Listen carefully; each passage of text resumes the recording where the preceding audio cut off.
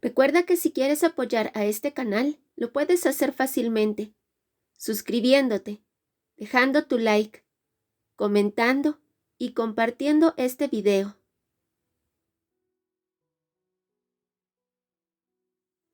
Mi primera carta de amor acabó en una catástrofe. Yo tenía entonces 15 años y cada vez que veía a Lucille casi me desmayaba de amor. Llegó a nuestro colegio poco antes de las vacaciones de verano, una criatura de otra galaxia.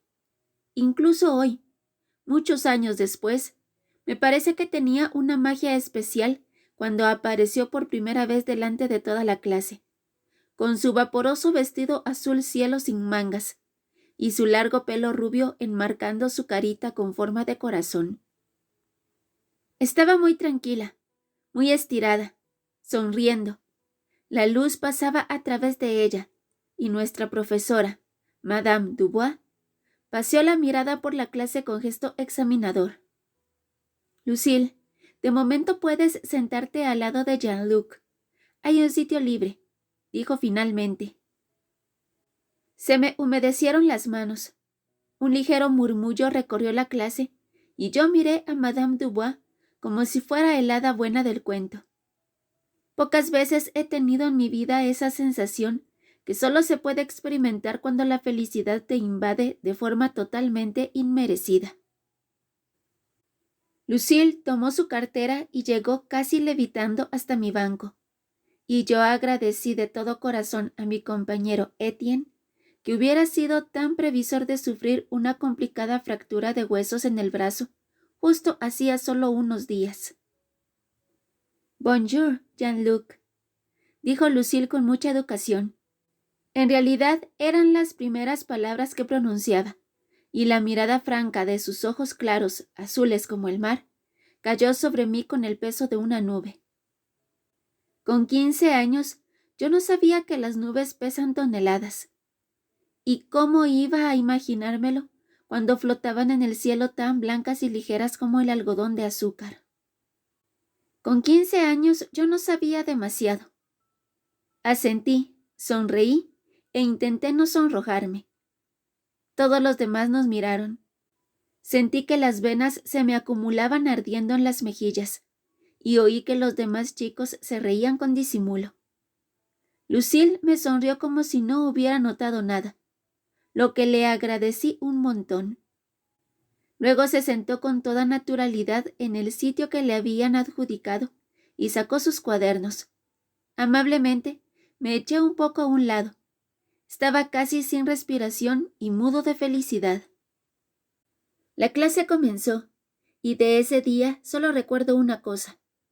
La chica más guapa de la clase estaba sentada a mi lado, y cuando se echaba hacia adelante y se apoyaba en los brazos, yo podía ver la pelusilla suave y clara de sus axilas y un trocito diminuto de la piel blanca y delicada que llevaba hasta su tórax, oculto bajo el vestido azul cielo. Los días siguientes fueron un loco torbellino de felicidad.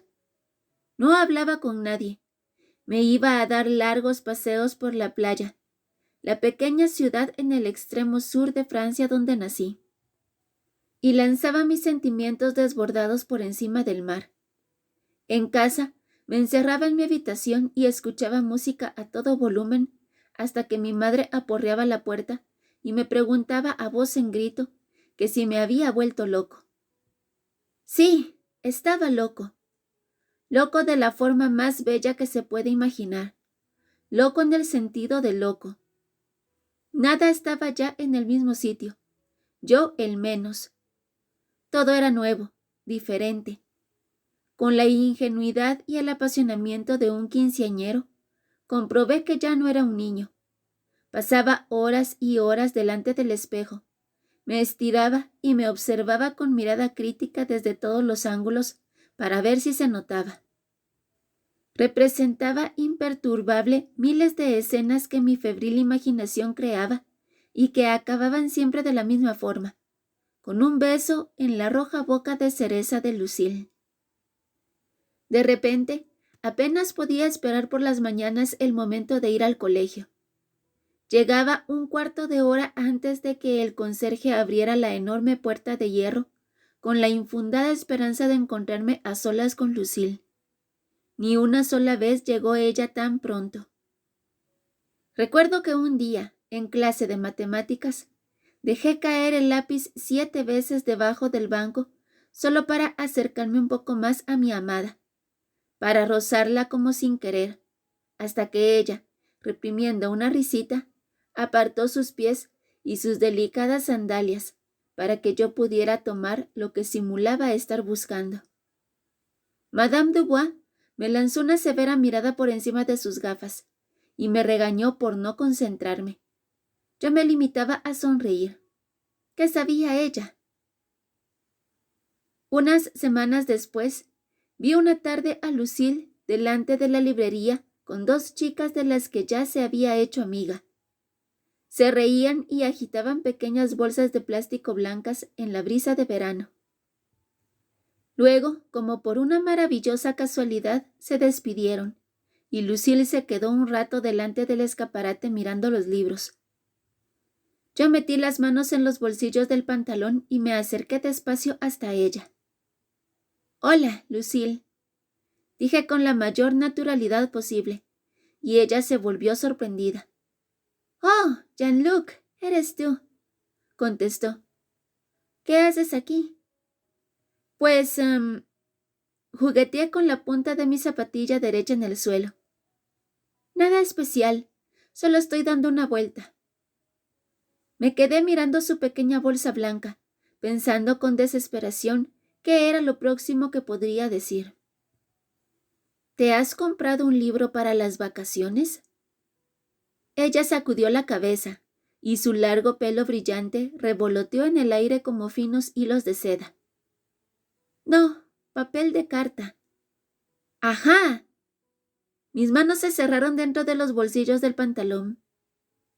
¿Te gusta, escribir cartas? Ella se encogió de hombros. Sí, mucho. Tengo una amiga que vive en París, dijo con una pizca de orgullo. ¡Oh, qué bien!, tartamudeé, estirando los labios con gesto de aprobación. Para un niño de provincias, París estaba tan lejos como la luna. Y, además, en ese momento yo no sabía que alguna vez yo viviría allí. Y, como galerista, no del todo fracasado, pasearía por las calles como un verdadero hombre de mundo. Lucille me miró ladeando la cabeza y sus ojos azules lanzaron destellos. Aunque me gusta más recibir cartas, dijo. Sonaba como una invitación. Ese fue el instante que determinó mi hundimiento. Miré los ojos sonrientes de Lucille y durante unos segundos ya no oí nada de su parloteo, pues en mi cerebro iba tomando forma una idea grandiosa. Le escribiría una carta de amor como el mundo no había visto jamás. A Lucille, la más guapa de todas. «¿Jean-Luc? ¡Hey, Jean-Luc!». Me miró con reproche y frunció los labios. «¿No me estás escuchando?». Me disculpé y le pregunté si quería tomar un helado conmigo. «¿Por qué no?», dijo, y nos sentamos en la heladería que había en esa misma calle. Lucille estudió con atención la no demasiado larga carta. Pasó las hojas delante y atrás y al final se pidió una copa de helado. Es curioso cómo se recuerdan después todos esos detalles totalmente insignificantes. ¿Por qué se fijan en la memoria esas cosas tan poco importantes? ¿O es que al final tienen una trascendencia que en un primer momento no captamos? La copa de helado, en realidad una pequeña tarrina de plástico rematada en punta con helado de vainilla y nuez, y que uno podía tomar directamente del gran arcón refrigerado, se servía en los cafés en una elegante copa plateada. En cualquier caso, todo sonaba mucho más prometedor de lo que era, aunque, ¿qué no iba a sonar prometedor esa tarde de verano en la que el aire olía a romero y heliotropo? Lucille estaba sentada ante mí con su vestido blanco. Revolvía con la cuchara larga en el helado y dio un gritito de alegría cuando llegó a la misteriosa y fantástica capa de merengue y luego a la bola de chicle roja que había en el fondo. Intentó pescar la bola de chicle y terminamos riendo un montón porque el objeto rojo y resbaladizo se escurría una y otra vez de la cuchara hasta que por fin Lucille metió los dedos en la copa con decisión y se llevó la bola a la boca con un «¡por fin!» triunfal. Yo la miraba fascinado. Ese era el mejor helado que había tomado en mucho tiempo, dijo Lucille muy contenta haciendo explotar un gigantesco globo de chicle delante de su boca. Y cuando al final la acompañé hasta su casa y recorrimos los caminos polvorientos, uno al lado del otro, yo casi tenía la sensación de que ella ya me pertenecía. El último día de clases, antes de que empezaran las interminables vacaciones de verano, le escondí a Lucille una carta en su cartera. El corazón me latía con fuerza. La había escrito con toda la inocente pasión de un chico que se creía adulto y todavía estaba muy lejos de serlo. Había buscado metáforas poéticas para describir a mi amada. Había expresado todos mis sentimientos con gran emoción. Había utilizado todas las palabras grandilocuentes que existían. Le había confesado a Lucille mi amor eterno.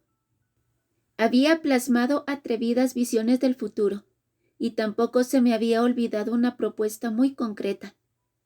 Le pedí a Lucille que en los primeros días de vacaciones viniera conmigo a las islas. Una romántica excursión en bote a la isla Porqueroles, de la que yo esperaba grandes cosas. Allí, en la playa desierta, por la tarde, le regalaría un pequeño anillo de plata que el día anterior había comprado con el dinero que conseguí que mi bondadosa madre me adelantara de la paga.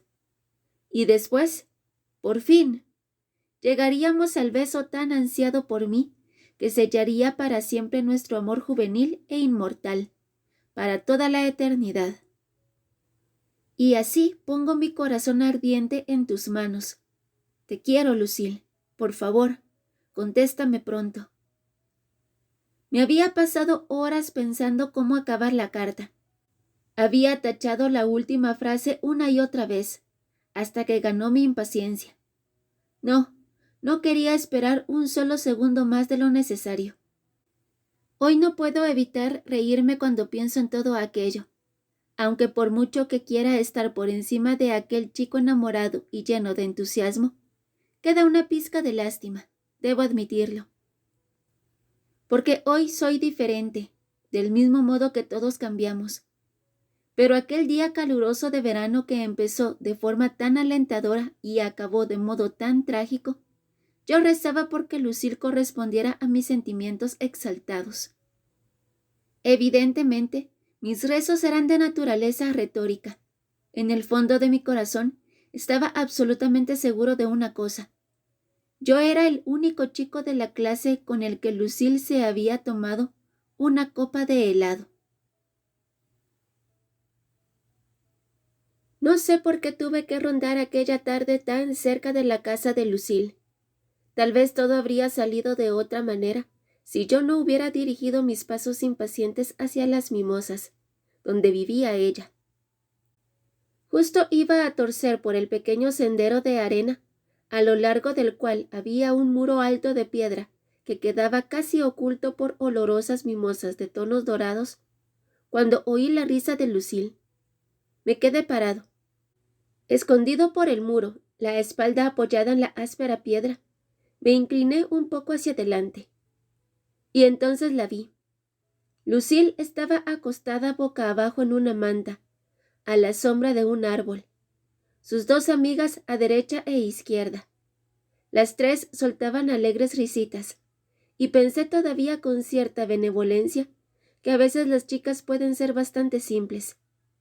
Pero entonces comprobé que Lucille tenía algo en la mano. Una carta. ¡Mi carta! Me quedé inmóvil, agazapado bajo cascadas de ramas de mimosa, Apreté las manos contra la piedra caliente, negándome a aceptar la imagen que se había grabado en mi retina con dolorosa nitidez. Pero era la realidad, y la voz clara de Lucille, que sonó de nuevo más fuerte, se me clavó en el corazón como un trozo de cristal. Y escuchen esto. Y así pongo mi corazón ardiente en tus manos, leyó exagerando la entonación. ¿No es para ponerse a gritar? Las chicas se volvieron a reír, y una de las amigas se revolcó de risa por la manta. Se sujetó la tripa con las manos y gritó: ¡Socorro! ¡Fuego! ¡Fuego! ¡Bomberos! ¡Bomberos! Incapaz de moverme, me quedé mirando a Lucille, que en ese momento se dedicaba a destapar alegremente y sin compasión mis más íntimos secretos, a traicionarme, a destrozarme. Me ardía todo el cuerpo, pero no salí corriendo para salvarme. Me invadió un sentimiento casi de destrucción. Quería oírlo todo, hasta el amargo final. Entretanto, las chicas ya se habían recuperado de su ataque de risa. Una, la que había dicho todo eso de los bomberos, le arrancó a Lucille la carta de las manos. «¡Dios mío! ¿Cómo escribe?», gritó. «¡Qué cursi! Eres el mar que me desborda. Eres la rosa más bella de mi arbusto». ¡Ulala! ¿Qué significa eso? Las chicas empezaron a dar grititos, y yo me puse rojo de vergüenza. Lucille volvió a tomar la carta y la dobló. Era evidente que la había leído entera y se había divertido mucho. «¿Quién sabe de dónde lo habrá copiado?», exclamó muy altiva. «Nuestro pequeño gran poeta». Por un momento pensé salir de mi escondrijo para lanzarme sobre ellas, zarandearlas, gritarles y pedirles explicaciones, pero me retuvo un último resto de orgullo. «¿Y?», preguntó por fin la otra amiga, incorporándose. «¿Qué vas a hacer ahora? ¿Vas a salir con él?». Lucille jugueteó con su pelo dorado de hada, y yo contuve la respiración mientras esperaba mi sentencia. «¿Con Jean-Luc?», dijo alargando los sonidos. «¿Estás loca? ¿Qué voy a hacer con él?». Y como si eso no hubiera sido suficiente, añadió: «Es un niño todavía. No quiero saber cómo besa. ¡Qué asco!». Se estremeció. Las chicas gritaron de entusiasmo. Lucille soltó una risa, un poco demasiado fuerte y demasiado estridente, pensé, y entonces me derrumbé, un ícaro que se hundía en lo más profundo. Había querido tocar el sol y me había quemado. Mi dolor era infinito. Sin decir absolutamente nada, me alejé. Recorrí el camino de vuelta tambaleándome, aturdido por el olor de las mimosas y la crueldad de las chicas. El olor de las mimosas me despierta todavía hoy sentimientos no muy positivos. Pero en París, esas delicadas plantas se encuentran a lo sumo en las floristerías, aunque no son muy apropiadas para un jarrón. Las palabras de Lucille retumbaban en mis oídos. Ni siquiera noté que las lágrimas me rodaban por las mejillas. Iba cada vez más y más deprisa, hasta que al final eché a correr. ¿Cómo es eso que se dice y que suena tan bien? A todo el mundo se le parte el corazón alguna vez, y la primera es la que más duele. Así acabó la pequeña historia de mi gran amor. El anillo de plata acabó ese mismo día en el fondo del mar, frente a la costa francesa. Yo, con toda la furia y el desamparo de mi corazón herido, me lancé a las aguas azules, que ese día radiante, me acuerdo perfectamente, tenían el color de los ojos de Lucille. En una hora tan oscura, que resultaba aún más dolorosa en comparación con la alegría que reinaba a mi alrededor, me juré a mí mismo, y el mar infinito fue mi testigo, tal vez también algunos peces que oían sin inmutarse las palabras de un joven furioso. Me juré a mí mismo no volver a escribir nunca más una carta de amor. Pocos días después nos marchamos a Saint-Maxime con la hermana de mi madre y pasamos allí nuestras vacaciones de verano. Y cuando empezó el colegio, me volví a sentar al lado del querido y viejo Etienne, mi amigo de siempre, que había regresado de las vacaciones totalmente recuperado. Lucille, la guapa traidora, me saludó con la piel bronceada y una sonrisa. Dijo que aquello de las islas no había podido ser, por desgracia, porque ya tenía otros planes.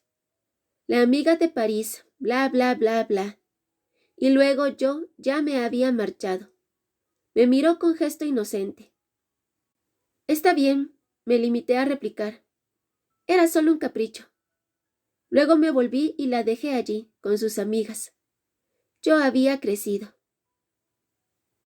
No le conté a nadie mi experiencia, ni siquiera a mis intranquilos padres, que en los horribles días posteriores me veían tirado en la cama mirando al techo con los ojos muy abiertos e intentaban consolarme sin pretender arrancarme mi secreto, algo que les he agradecido hasta hoy. Se te pasará, dijeron. En la vida, unas veces vas para arriba y otras para abajo, ¿sabes? En algún momento, por increíble que me pareciera, el dolor desapareció y recuperé mi antigua alegría. Sin embargo, desde ese verano mantengo una relación ambivalente con la letra escrita, al menos cuando se trata de amor. Tal vez por eso me hice galerista. Gano dinero con los cuadros, amo la vida, me gustan las mujeres guapas y vivo en perfecta armonía con mi fiel dálmata Cézanne, en uno de los mejores barrios de París. No me podía haber salido todo mejor. Mi promesa de no volver a escribir nunca una carta de amor la he mantenido. Pido disculpas por ello. La he mantenido hasta que casi 20 años más tarde me ha ocurrido esta historia realmente increíble. Una historia que comenzó hace pocas semanas con una carta sumamente curiosa que apareció una mañana en mi buzón. Era una carta de amor y puso del revés todo mi armónico mundo.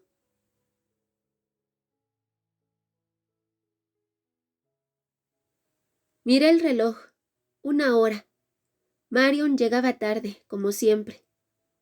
Con cuidado, retiré las pantallas protectoras y puse derecho Le Grand Rouge, una gigantesca composición en rojo que era la pieza central de la exposición cuya inauguración debía empezar a las 7:30. Julien estaba sentado con una copa de vino tinto en uno de los sofás blancos y se fumaba su 11º cigarrillo. Tomé asiento a su lado. ¿Qué? ¿Nervioso? Su pie derecho, enfundado en una Vans de cuadros, no paraba de moverse. Claro, amigo. ¿Qué te pensabas? De una profunda calada, y el humo ascendió por delante de su atractivo rostro juvenil. Es mi primera exposición de verdad. Su franqueza siempre me desarmaba. Sentado entre los cojines, con su camiseta blanca poco espectacular, sus vaqueros y su pelo rubio y corto, tenían algo de un joven Blinky Palermo. Va a salir fatal, dije, aunque he visto basuras bastante peores. Eso le hizo reír. Amigo, tú sí que sabes dar ánimos. Aplastó el cigarrillo en el pesado cenicero de cristal que había en una mesita junto al sofá y se puso de pie de un salto. Recorrió como un tigre todas las paredes de las salas de la galería, rodeó las pantallas protectoras y contempló sus cuadros de colores brillantes de gran formato. ¡Hey! Pues no son tan malos, opinó finalmente, y frunció los labios. Luego retrocedió unos pasos. Aunque nos hubiera ido bien más espacio, entonces todo habría quedado mejor. Gesticuló con las manos en el aire, con dramatismo. Espacio, superficie, extensión. Yo di un sorbo de vino tinto y me recliné en el sofá. Sí, La próxima vez alquilaremos el Centro Pompidou, dije, y tuve que recordar cómo había aparecido por primera vez Julien en mi galería unos meses antes. Era el último sábado antes de Navidad.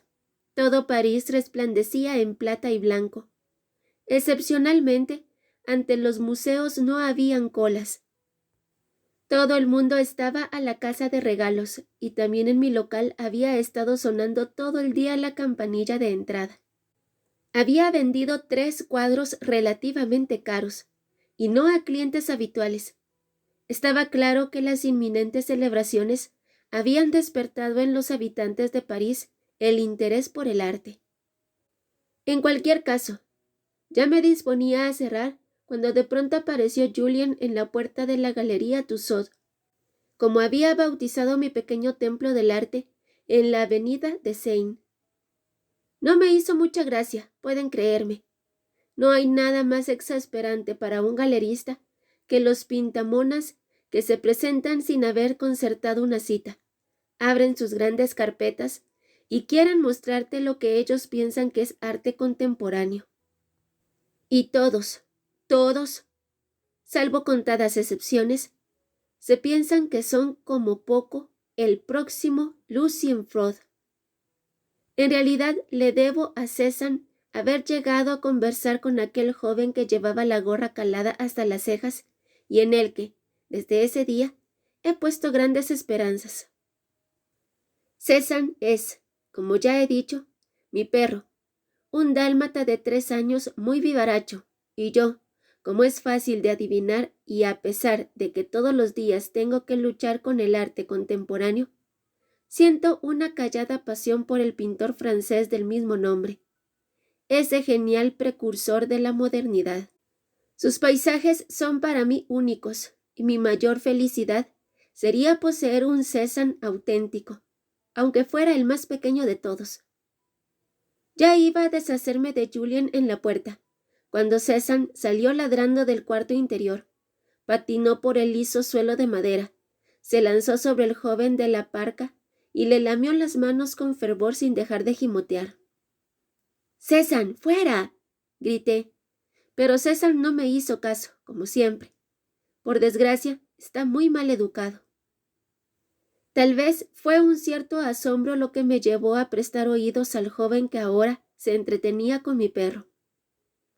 Empecé en los barrios de las afueras, con los grafitis, sonrió.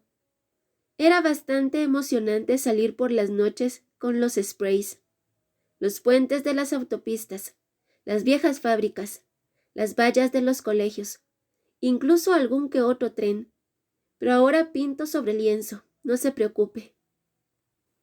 Dios mío, un grafitero era justo lo que me faltaba. Suspirando, abrí la carpeta que me tendió. Hojeé el alegre barturillo de bosquejos, grafitis pintados y fotografías de sus cuadros. Por desgracia, su estilo no estaba mal. ¿Y? Preguntó impaciente, y le acarició el cuello a Cézanne. ¿Qué opina?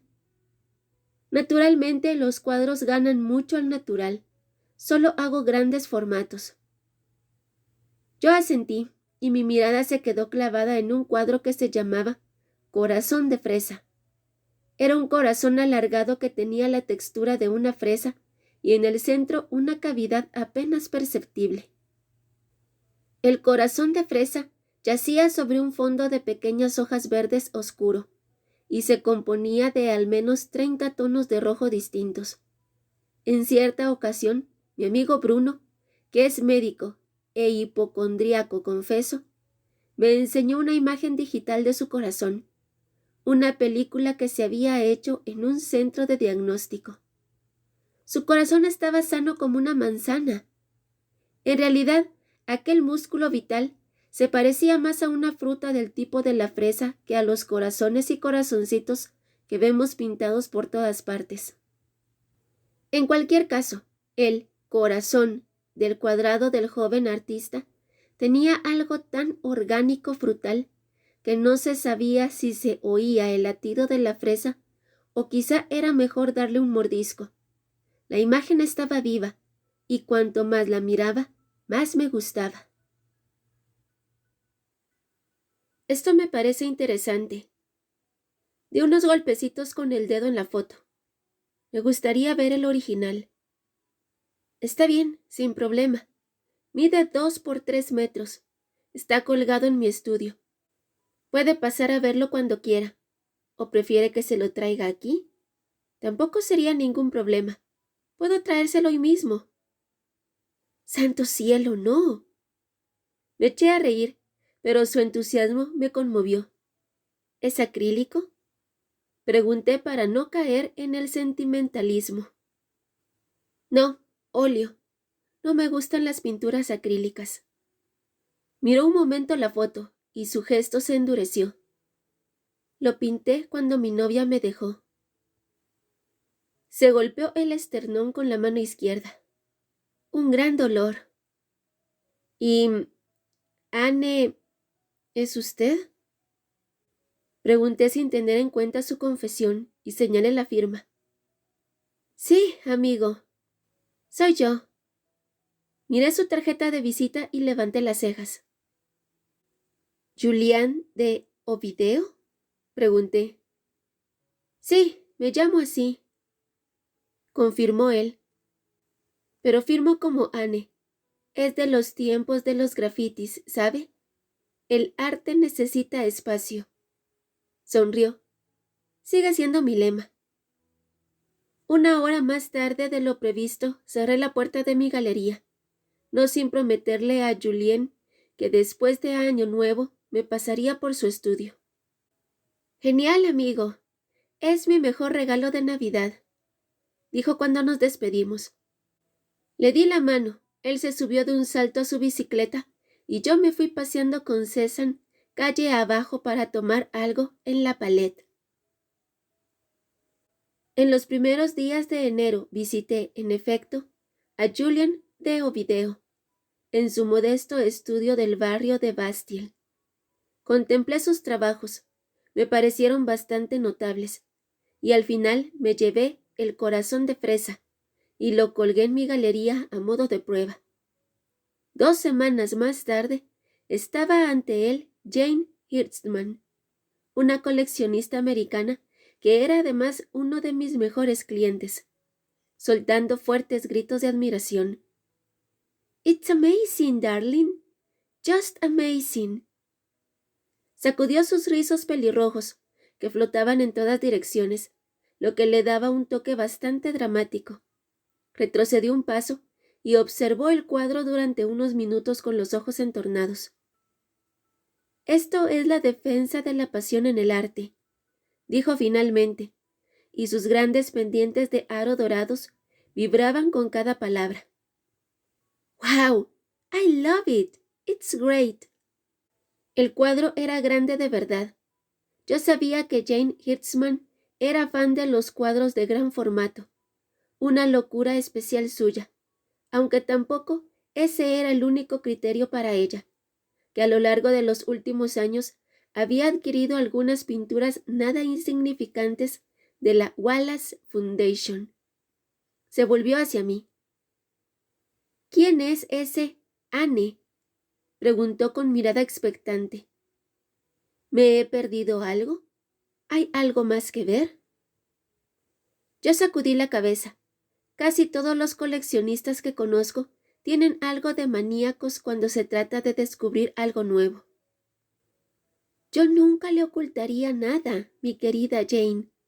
Se trata de un joven artista parisino, Julien de Ovidio.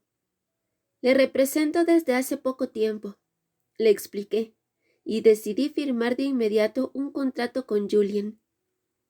Anne resume su concepto del arte. El arte necesita espacio. ¡Ah!, exclamó. El arte necesita espacio. Eso está bien, muy bien. Asintió con aprobación. El arte necesita espacio, y los sentimientos necesitan espacio. Así es. Julien de O... ¿Qué? Bueno, da igual. Con este tiene que hacer usted algo, Jean-Luc. Haga algo con él, se lo digo. El tipo promete. Me lo dice mi olfato. Cuando Jane Hirschman ponía en juego su nariz, que además era bastante grande, había que tomarla en serio. Ya había olido algunos cuadros que luego se habían vendido por grandes sumas de dinero. «¿How much?», preguntó, y yo le dije un precio absolutamente exagerado. Jane compró El corazón de fresa ese mismo día y pagó por él una considerable cifra de $. Julian se puso loco de contento cuando le comuniqué la noticia personalmente. Me dio un espontáneo abrazo con las manos manchadas de pintura, y sus huellas quedaron inmortalizadas para siempre en mi precioso jersey de cashmere azul claro. Pero quién sabe, tal vez ese jersey que no entendía de arte y que por desgracia era mi favorito, fuera un día increíblemente valioso. Una especie de ready-made que documenta el momento más feliz en la vida del artista. En los tiempos en los que todo puede ser arte y hasta los excrementos enlatados de un artista italiano se subastan en el Sotheby's de Milán por sumas increíbles, nada me parece imposible. En cualquier caso, esa feliz tarde de enero, Julian y yo nos tomamos unas copas en su estudio sin calefacción. Unas horas más tarde, nos tuteamos y acabamos la velada en un bar. Al día siguiente, el joven y esperanzado artista acudió con una cierta resaca a la galería, y en aquel momento planeamos la exposición «El arte necesita espacio», que ahora yo debía inaugurar dentro de un cuarto de hora. ¿Dónde se había metido Marion? Desde que tenía ese novio motero, ya no se podía confiar en ella.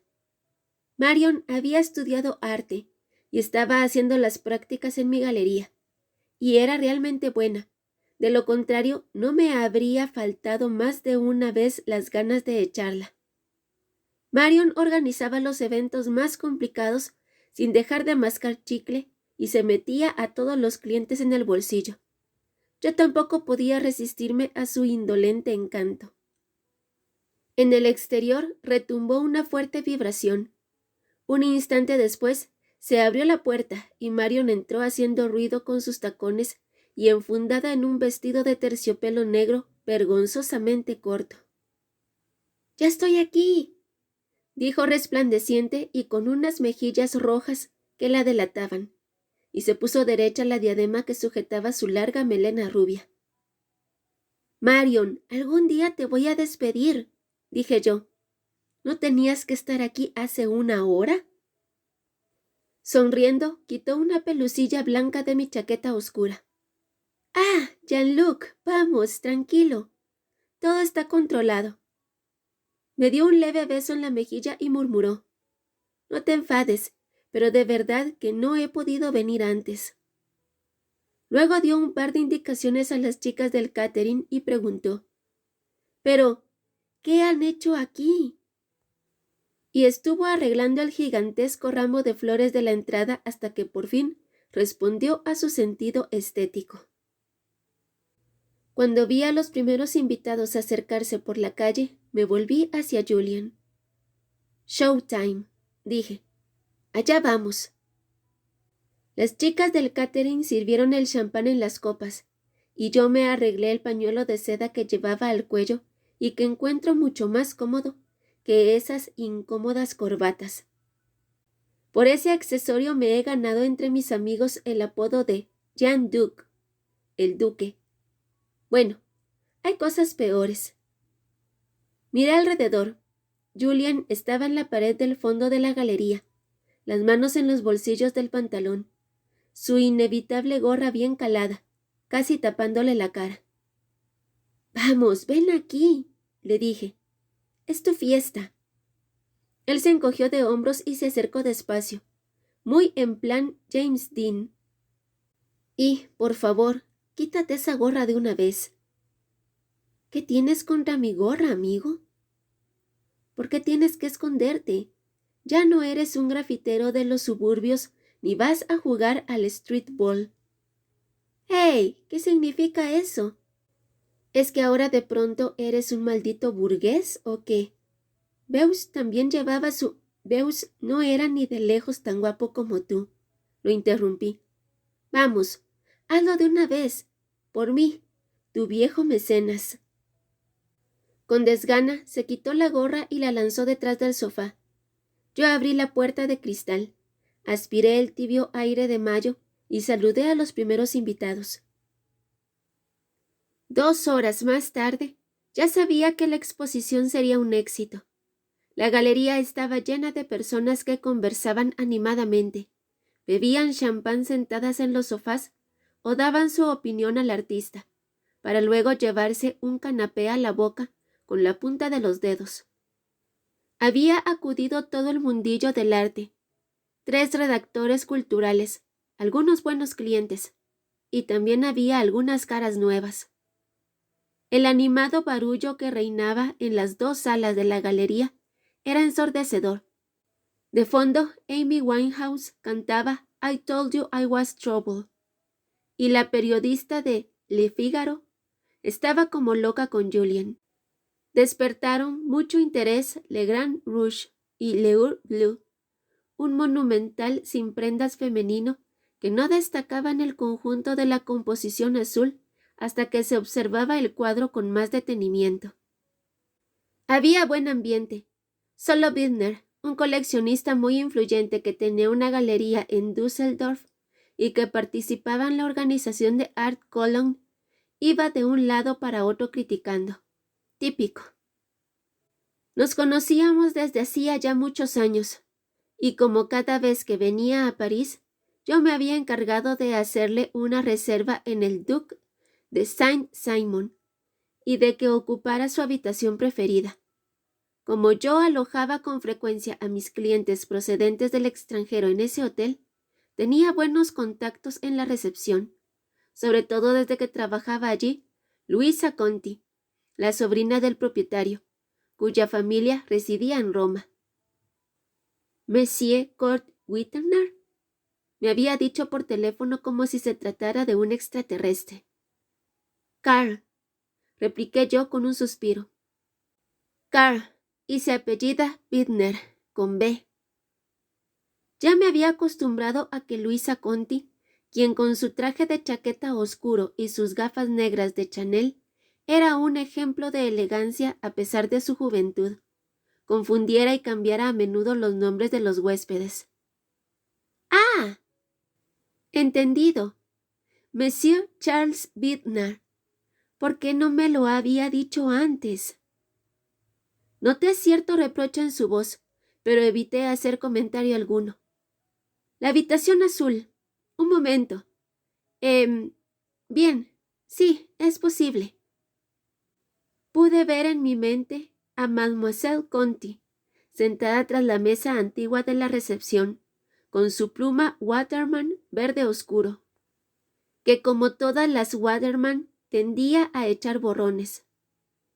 Escribiendo concienzudamente y con manchas de tinta en los dedos el nombre de Charles Bittner en el libro de registro, y tuve que sonreír.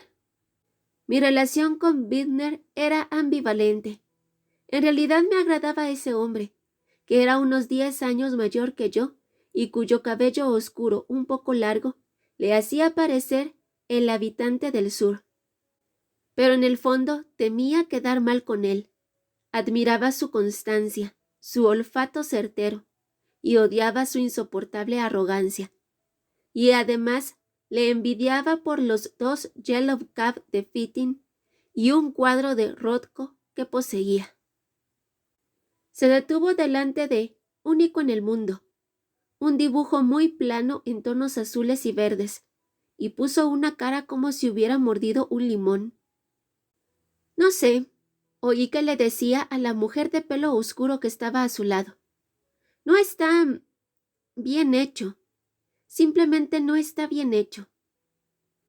Karl Bittner habla francés con fluidez, y yo odio sus frases quitavidas. La mujer la dio la cabeza. Bueno, yo creo que tiene algo, dijo pensativa, y tomó un sorbo de su copa de champán. ¿No siente esa armonía?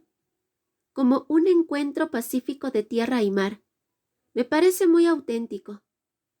Bittner pareció vacilar. Pero, ¿es también innovador?, replicó. ¿Qué significa esa huida hacia lo monumental?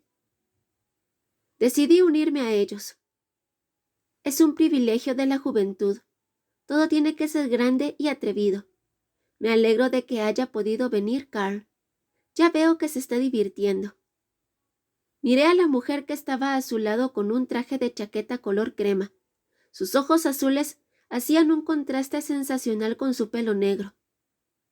Encantado, dije con una leve inclinación. Antes de que la belleza morena pudiera contestar, oí una voz exaltada que gritaba mi nombre. ¡Jean-Duc! ¡Ah, Jean-Duc! Mi muy querido amigo. Era Aristide Mercier, un profesor de literatura de la Sorbona, que siempre iba muy elegante con su chaleco amarillo canario, y que ahora cruzaba la sala volando hacia mí. Aristide es el único hombre que conozco al que le sienta bien el amarillo canario. Su mirada se posó un instante con admiración en mi pañuelo, antes de estamparme 2 besos en las mejillas. «Oh, muy chic. ¿Es de Etro?», preguntó sin esperar una respuesta. «Mi querido Duke, esto es absolutamente genial, sencillamente súper». El lenguaje de Aristide está plagado de superlativos y signos de admiración, y lamenta profundamente que a mí, en su opinión, me guste el género equivocado. Un hombre de tu gusto es una lástima. Me alegro de verte, Aristide. Le di unas palmaditas amistosas en el hombro. Aunque jamás vayamos a ser pareja, quiero mucho a mi viejo amigo Aristide. Tiene un humor maravilloso y nunca deja de sorprenderme la facilidad con que se mueve entre la literatura, la filosofía y la historia. Sus clases están siempre muy concurridas. Saluda a los que llegan tarde con un apretón de manos, y se ha hecho famoso su dicho de que se conforma con que sus alumnos se lleven de sus clases 3 frases a casa. Aristide sonrió. «Veo que ya se conocen, ¿no?». Pasó el brazo por el hombro de la morena desconocida, que era evidente que había venido con él. «Esta es mi querida Charlotte. Charlotte, este es el señor de la casa, mi viejo amigo y galerista favorito, Jean-Luc Champollion». Naturalmente, no renunció a decir mi nombre entero. La mujer morena me tendió la mano y era cálida y firme. «¿Champollion?», preguntó, y yo ya sabía lo que venía después. ¿Como Champollion, el famoso egiptólogo, el de la piedra de Rosetta? Sí, justo ese, intervino Aristide. ¿No es fantástico? Jean-Luc está emparentado con él. Aristide estaba radiante. Bittner sonrió con sarcasmo, y la mujer de la que yo ya sabía que se llamaba Charlotte levantó sus cejas bien perfiladas. Hice un gesto de rechazo. Un parentesco muy lejano, todo muy confuso. Pero al margen de lo que yo dijera, Charlotte se interesó por mi persona. No se apartó de mí en toda la tarde, y después de 4 copas de champán, me contó que estaba casada con un político y que se aburría soberanamente. Cuando poco después de las 11 se marcharon los últimos invitados, nos quedamos solo los 4. Bittner, Julien, yo y la ya algo achispada Charlotte. «¿Y qué hacemos ahora?», cacareó entusiasmada. Bittner propuso tomar una última copa en el pequeño y tranquilo bar des Ducs de Saint-Simon. Tenía la ventaja de que él podía retirarse luego directamente a su habitación. Yo le cedí el asiento delantero del taxi y me apretujé atrás con Julien y Charlotte. Mientras subíamos por el Boulevard Saint-Germain, noté de pronto un delicado roce. Era la mano de Charlotte que se deslizaba por mi pierna. En realidad, yo no quería nada de ella, pero sus dedos me confundieron. Miré a Julien, pero él, eufórico por la aceptación que había tenido esa noche, se había reclinado hacia adelante y conversaba animadamente con Bittner. Charlotte me lanzó una sonrisa insinuante. Tal vez fue un error, pero yo se la devolví. En la recepción del St. Simon nos saludó el portero de noche, un tamil de piel oscura elegantemente vestido. Bajamos al pequeño bar que ocupa una vieja bodega abovedada, y tuvimos suerte. El barman todavía estaba allí, secando las últimas copas. Cuando nos vio, asintió con amabilidad, y nosotros tomamos asiento bajo la bóveda de piedra. En las paredes colgaban cuadros antiguos y espejos de marco dorado. Junto a las cómodas butacas tapizadas, había estanterías de media altura llenas de libros. Y, como siempre que iba allí, no me pude resistir al encanto algo vetusto de ese pequeño refugio en el Gran París. Pedimos otra copa de champán, nos fumamos unos cigarrillos porque éramos los únicos clientes, y pensamos que nos lo merecíamos. El camarero hizo la vista gorda y nos dejó como de pasada un cenicero sobre la mesita. Charlamos y Julien nos contó algunas historias de su época de grafitero. El que más se reía era Bittner. Parecía haberse curado ya de su aversión a lo monumental. Poco antes de la 1, el barman nos preguntó si queríamos tomar algo más. «¡Claro que sí!», exclamó Charlotte, que estaba sentada a mi lado y no paraba de mover muy animada su zapato de charol negro. «Tomemos una copa de despedida, por favor». Julien aceptó encantado. Él podía aguantar toda la noche. Bittner había decaído algo en la última media hora, y ya bostezaba tapándose la boca con la mano, y debo admitir que yo estaba ya algo cansado. A pesar de todo, pedí una última ronda. «Sus deseos son órdenes para mí, madame». Charlotte no habría aceptado un no en ningún caso. Volvimos a brindar por la maravillosa velada, por la vida y el amor, y luego Charlotte volcó su copa de champán precisamente en el pantalón de Bittner. «Ah, madame, no pasa nada», dijo Monsieur Charles sin darle importancia, y se sacudió el pantalón mojado como si solo tratara de quitarse una pelusa. Pero unos minutos más tarde se despidió, agradecido de poder meterse en su cama francesa algo anticuada. «Nos vemos. Buenas noches». Se despidió de todos con un leve movimiento de cabeza, y yo aproveché para pedir la cuenta y los taxis. Cuando llegó el primero, Charlotte insistió en cedérselo a Julien, y yo sospeché que no lo hacía sin motivo. Y acerté, pues cuando quise instalar a Madame en el segundo taxi, ella se empeñó en que debíamos ir juntos. Podía dejarme en la avenida Canets. Vivo allí. En realidad no quería irse a casa todavía. «Pero, madame», protesté sin gran entusiasmo cuando con determinación femenina me agarró del brazo y me metió en el coche. «Es ya muy tarde. Su marido se preocupará». Madame se rió con sarcasmo y se hundió en el asiento. «Avenida Canets, por favor», indicó al taxista, y me miró con malicia. «Ah, mi marido. Deje que yo me preocupe por él. ¿O es que lo esperan a usted?» Yo sacudí la cabeza sin decir nada. Desde que me había separado de Coralie, ¿o se había separado ella de mí?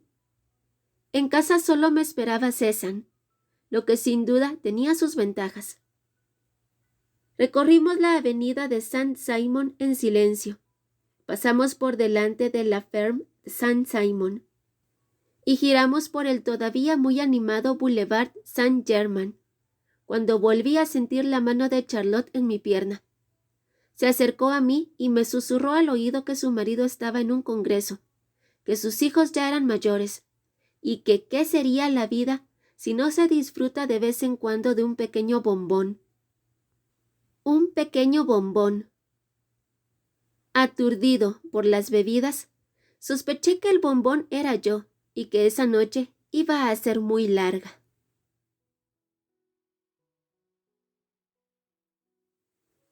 Cuando me desperté a la mañana siguiente, tenía la sensación de que me había caído un martillo en la cabeza.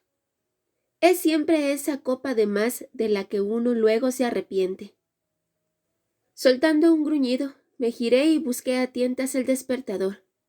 Eran las 10:15, y eso era horrible, muy horrible. Faltaba una hora para que llegara a la estación del norte el tren de Monsieur Tang, mi cliente chino más apasionado del arte, y yo había prometido ir a recogerlo. Eso fue lo primero en que pensé. Lo segundo fue Charlotte. Me volví y vi unas sábanas arrugadas en las que no había ninguna mujer. Sorprendido, me senté en la cama. Charlotte se había marchado. Su ropa, que la noche anterior había distribuido por toda la casa cantando a voz en grito, había desaparecido. Suspirando, me hundí un momento en las almohadas y cerré los ojos. Por Dios, vaya noche. Pocas veces había pasado con una mujer una noche en la que había dormido tan poco y había ocurrido tan poco también. Fui dando tumbos hasta la cocina, donde César me saludó impaciente. Llené un vaso grande de agua y busqué una aspirina en el armario. Ya, querido, enseguida salimos a la calle, le prometí. César ladró y movió el rabo. Calle. Era la única palabra con la que siempre reaccionaba. Luego olisqueó mi pierna sin ropa y ladeó la cabeza. Sí, la dama se ha ido, dije, y dejé caer 3 aspirinas en el vaso. A la vista de mi estado y del poco tiempo que tenía, en parte me alegré de que así fuera. Cuando entré en el cuarto de baño, lo primero que vi fue la nota pegada en el espejo. Mi querido Jean-Duc, ¿siempre haces esperar a las mujeres hasta que se duermen? Te debo una, no lo olvides. Hasta pronto, Charlotte. Debajo había estampado un beso con lápiz de labios. Yo sonreí, despegué la nota del espejo y la tiré a la papelera. En realidad, la última noche no podía contarse entre los mejores momentos íntimos de mi vida. Mientras me afeitaba, tuve que pensar en cómo una Charlotte borracha me había seguido a casa sin dejar de tropezarse y al final se había caído encima de César, que no paraba de ladrar entre sus pies. Quise ayudarla a levantarse, pero ella me tiró del pantalón y aterricé a su lado en la alfombra. Pero, Monsieur Champollion, no sea tan impetuoso. Se echó a reír y su cara estaba de pronto demasiado cerca. Charlotte pasó los brazos por mi cuello y me dio un cálido beso en la boca. Sus labios se abrieron y entonces me pareció bastante seductora la idea del bombón y me agarré a su pelo abundante, oscuro, que olía a samsara. Riendo y dando tumbos, conseguimos llegar hasta el dormitorio. El traje color crema se quedó tirado en el suelo por el camino. Encendí la lamparita de la cómoda, que sumió la habitación en una suave luz amarillenta, y me volví hacia Charlotte. Ella cimbrió sus caderas de forma provocativa y cantó. Luego lanzó sus medias de seda por los aires. Una cayó al suelo, la otra se quedó colgando de una foto mía de niño que hay en la repisa de la chimenea de mármol, y cubrió con un elegante velo la cara del joven rubio y torpe que sujetaba con orgullo el manillar de su primera bicicleta mientras sonreía a la cámara. Vestida con su delicada lencería color castaño, que al parecer el marido político no apreciaba demasiado, se dejó caer sobre mi cama y estiró los brazos hacia mí. «Ven, mi pequeño Champollion, ven aquí conmigo», susurró, y aunque sonó como Champollion, a mí no me importó. «Ven aquí, cariño, que te voy a enseñar la piedra de Rosetta». Se revolcó sobre la colcha, se acarició su esbelto cuerpo y me lanzó una atrevida sonrisa. ¿Cómo podía resistirme? Soy un hombre. Si a pesar de todo me resistí, fue de forma involuntaria, pues en el momento en que me inclinaba sobre ella para iniciar con mano firme la aventura arqueológica, sonó mi móvil. Intenté ignorarlo. Le susurré a mi bella Nefertiti palabras insinuantes al oído. Le besé el cuello, pero el que intenta localizarme en plena noche no cejaba en su empeño, y los timbrazos resultaban cada vez más apremiantes. De pronto tuve angustiosas visiones de accidentes con personas sin vida y atentados con víctimas. Discúlpame un momento. Con un suspiro me separé de Charlotte, que protestó en voz baja. Fui hasta el sillón color burdeos sobre el que había tirado mi chaqueta y mis pantalones, y saqué el móvil del bolsillo. —Sí, ¿aló? —dije con voz apagada. Contestó una voz sumida por las lágrimas. —¿Jean-Luc? —Jean-Luc, ¿eres tú? Me alegro de encontrarte por fin. ¿Por qué no contestabas? —Oh, Dios mío, Jean-Luc. La voz al otro lado de la línea estalló en sollozos. —Oh, Dios mío, pensé también yo. Por favor, ahora no. Por un momento me maldije a mí mismo por no haber mirado antes la pantalla, pero sus sonidos sonaban más dramáticos que otras veces. —Soleil, querida, tranquilízate. ¿Qué pasa? —dije con cautela. Tal vez había ocurrido algo de verdad, y no se trataba de una de esas desesperadas crisis creativas que le daban cada vez que fijábamos la fecha de una exposición. —No puedo más —lloriqueó Soleil. —Solo pinto basura. Olvida la exposición, olvídalo todo. Odio mi mediocridad. Todas estas cosas tan vulgares. Escuché un ruido, como si alguien le diera una patada a un bote de pintura, y cerré los ojos cuando llegó hasta mis oídos. Podía ver delante de mí la alargada silueta de Soleil, con sus grandes ojos oscuros y los brillantes rizos negros, que se movían como llamas en torno a su bello rostro color café con leche, y que hacían que la hija única de una madre sueca y un padre caribeño tuviera en realidad algo de un sol negro. Soleil, dije con toda la serenidad zen budista de que era capaz, y miré intranquilo hacia la cama, donde Charlotte se había sentado y me observaba con interés. Soleil, todo esto no tiene sentido. Te digo que eres buena. Eres sublime. De verdad, eres única. Yo creo en ti. Escucha. Bajé un poco la voz. Ahora no puedo hablar. ¿Por qué no te metes en la cama y mañana me paso? ¿Soleil?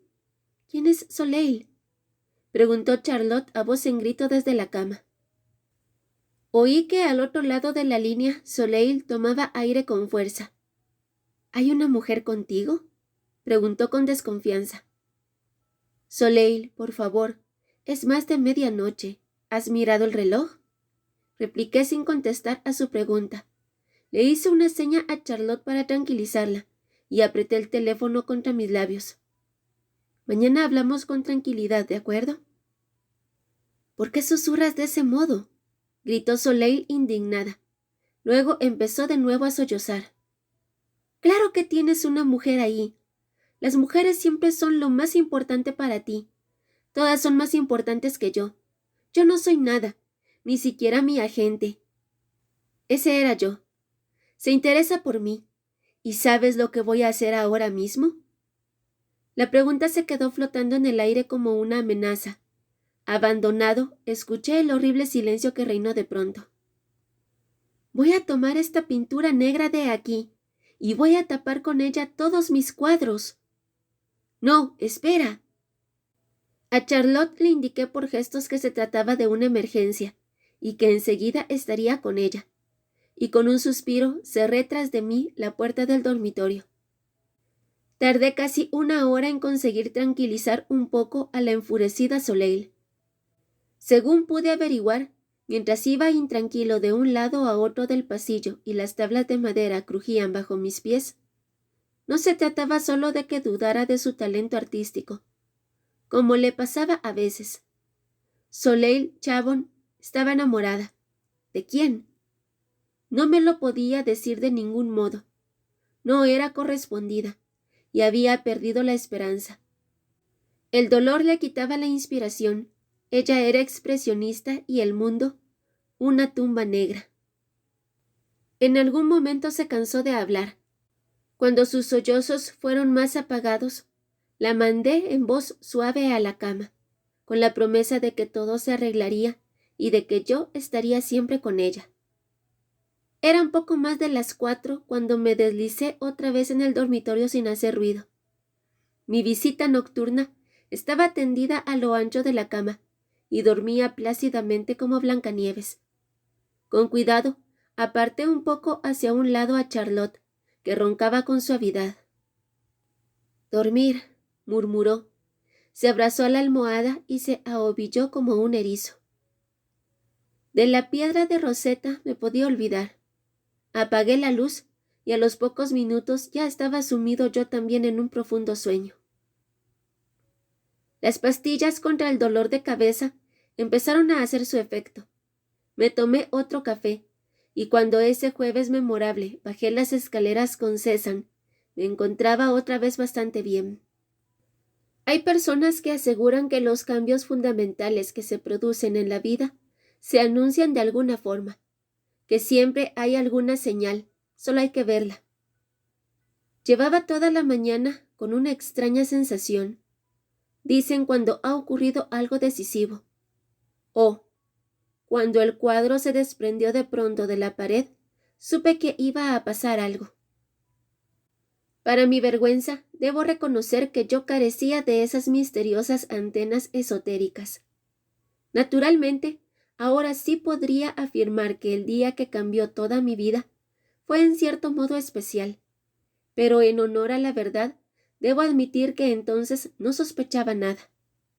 No tenía ningún presentimiento cuando abrí el buzón del portal, ni siquiera cuando descubrí el sobre azul pálido entre las numerosas facturas se activó mi sexto sentido. En el sobre decía con una bonita letra redondeada: «Para el Duque». Sé que en ese momento tuve que sonreír, pues supuse que Charlotte me había dejado una breve carta de despedida antes de desaparecer. Ni por un instante se me ocurrió pensar que las damas de la alta sociedad no suelen llevar siempre en su bolso papel de carta hecho a mano. Me disponía a abrir el sobre cuando entró en el portal Madame Bernier, con una bolsa en la mano. «Bonjour, Monsieur Champollion». «Hola, César». Nos saludó muy amable. «Vaya, tiene usted aspecto de no haber dormido demasiado. ¿Se le hizo tarde anoche?» Madame Bernier es mi vecina y vive sola en una casa gigantesca. Rica y divorciada desde hace 3 años, esa mujer vive el aquí y ahora con una relajación casi anacrónica. Está a la búsqueda del marido número 2. Al menos eso es lo que me ha dicho, aunque tampoco eso le corre ninguna prisa. Lo bueno de Madame Bernier es que tiene mucho tiempo libre. Adora a los animales y cuida de César cuando yo estoy de viaje. Lo malo de ella es que tiene mucho tiempo libre y se enrolla durante horas cuando uno más prisa tiene. También esa mañana se plantó ante mí como nieve recién caída. Yo observé nervioso su cara alegre. Tenía aspecto de haber dormido bien. ¿Solo me lo pareció a mí o sus ojos miraron con interés el sobre azul cielo que yo sostenía en la mano? Antes de que me enredara en una larga conversación sobre noches emocionantes o cartas escritas a mano, me apresuré a guardarme el correo en el bolsillo. Pues sí, se hizo bastante tarde, admití y miré el reloj. Cielos, tengo que irme o llegaré tarde a una cita. Que tenga un buen día, madame. Hasta luego. Me dirigí a toda prisa hacia la puerta de la calle tirando de César, que seguía husmeando los elegantes zapatos de Madame Bernier, y pulsé el botón para abrirla. «Un buen día también para usted», gritó ella. «Y ya me dirá cuándo me puedo quedar otra vez con César. Ya sabe que tengo tiempo. Le hice una mueca y salí a toda prisa a la calle en dirección al Sena. Cézanne tenía derecho a cumplir con las leyes de la naturaleza. 20 minutos más tarde, estaba sentado en un taxi que debía llevarme a la estación del norte. Habíamos cruzado el puente de Carrousel y pasábamos por delante de la pirámide de vidrio, que brillaba con el sol de la mañana, cuando me acordé de la carta de Charlotte. Sonriendo, la saqué y abrí el sobre. Esa mujer era muy tenaz, pero encantadora. En la era de los emails y los SMS, una carta escrita a mano tenía algo de emocionantemente anticuado. Sí, algo íntimo. Aparte de las postales que me mandaban algunos amigos en vacaciones, hacía mucho tiempo que no encontraba una carta personal en mi buzón. Me puse cómodo y eché un ligero vistazo a las 2 hojas de letra delicada. Entonces di tal salto que el taxista me miró por el retrovisor. Observó la carta en mi mano y sacó sus propias conclusiones. ¿Todo está bien, Monsieur? ¿Todo bien?, preguntó con esa mezcla tan especial de intromisión sin rodeos y experiencia casi omnisciente que caracteriza a los taxistas de París cuando tienen un buen día. Yo asentí desconcertado. Sí, todo estaba en orden. Tenía una preciosa carta de amor en mis vacilantes manos. Iba dirigida a mí, sin duda. Parecía llegar directamente del siglo XVIII, y estaba claro que no era de Charlotte. Pero lo que más me desconcertó fue el hecho de que la autora no desvelara su identidad. Yo no sabía quién era, pero ella parecía conocerme bien a mí. ¿O se me había escapado algo? Monsieur le Duc, cariño mío. Vaya saludo. ¿Se estaba riendo alguien de mí? He sabido que algunos amigos me llaman Jean-Duc, pero ¿quién escribe una carta así? Palabra por palabra, como si se tratara de descifrar un idioma secreto, mis ojos siguieron los trazos azules, y por primera vez en mi vida tuve una vaga idea de lo que debió de sentir mi antepasado arqueólogo ante la piedra de Rosetta. Monsieur le Duc, cariño mío. No sé cómo debo comenzar esta carta, que es, lo percibo con la certeza de una mujer que ama, la más importante de mi vida. ¿Cómo puedo olvidar sus bellos ojos azules, que tanto me han revelado sobre usted? Pues ellos me llevan a considerar cada una de mis palabras como algo valioso, a meterme en sus ideas y sentimientos, con la sublime esperanza de que esas finas partículas de oro de mi corazón caigan también en su corazón y se posen en su fondo para siempre. Puedo sorprenderle si le aseguro que desde el primer momento sentí que usted, querido Duc, es el hombre que siempre he estado buscando. No creo. Usted lo habrá oído ya cientos de veces. La verdad es que no es algo muy original. Además, de eso estoy segura, usted sabrá por su propia y nada desdeñable experiencia que a menudo el tan citado amor a primera vista da paso en un tiempo sorprendentemente corto a un gran desencanto. Así pues, ¿quedará para mí alguna palabra de amor o pensamiento apasionado que no haya sido escrito o pensado antes por otra persona? Me temo que no. Todo se repite, está usado y apenas causa asombro cuando se observa desde fuera. Y, sin embargo, todo parece nuevo cuando se experimenta en uno mismo, y la sensación es tan arrolladoramente hermosa que se cree haber descubierto el amor. Por ese motivo tiene que disculparme, estimado señor, si recurro a otro tópico, porque yo misma lo he vivido así, y no de otra manera, la primera vez. Jamás olvidaré el día que lo vi por primera vez. Su imagen me impactó como un rayo que cae sin que suene el trueno, sin que nadie más note nada. Pero yo no podía apartar mis ojos de usted. Su aspecto descuidado pero a la vez elegante me fascinó. Sus brillantes ojos claros me prometían una mente despierta. Su sonrisa estaba hecha para mí, y jamás veré unas manos de hombre más bellas. Manos con las que a veces, lo admito con sonrojo, sueño por las noches con los ojos abiertos. Sin embargo, ese momento tan sumamente feliz para mí quedó enturbiado por la bella mujer que estaba a su lado, y que resplandecía por encima de todo como el sol, y en cuya presencia yo me sentí como una insignificante baronesa vestida de luto. ¿Era su esposa? ¿Su amante? Le he observado con miedo y envidia, querido Duke, y enseguida descubrí que siempre tenía a su lado una mujer bella, aunque, disculpe que sea tan directa, no es siempre la misma. ¡Cochón! ¡Maldito cerdo! Noté una sacudida y el taxista esquivó con un sonoro frenazo un autobús que se había cambiado sin avisar a nuestro carril. Por un instante no estaba muy seguro de si se refería a mí. Asentí ensimismado. ¡Vaya idiota! ¿Lo ha visto? Conductores de autobús. Malditos idiotas. El taxista dio unos golpecitos en la palanca de cambio, aceleró y adelantó al autobús, no sin gesticular con vehemencia ni hacer elocuentes signos con los dedos a través de la ventanilla bajada. «Eres el rey del mundo, ¿eh?», gritó al conductor del autobús, que le hizo un gesto de rechazo.